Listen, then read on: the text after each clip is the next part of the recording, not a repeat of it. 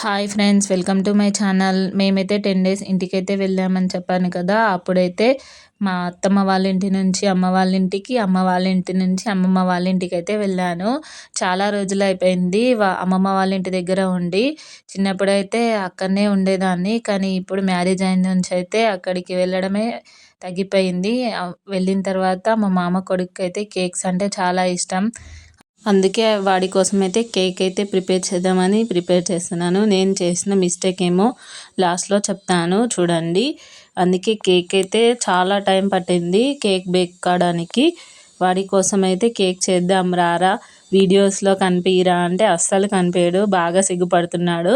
లాస్ట్కి అయితే cake cut చేసేటప్పుడు అయితే కొద్దిసేపు అయితే కూర్చున్నాడు.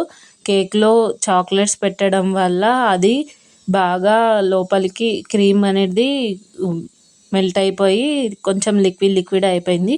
కానీ కేక్ అయితే చాలా టేస్టీగా వచ్చింది. ఫస్ట్ టైం ఇటువంటి కేక్ నా లైఫ్లో చేయడం.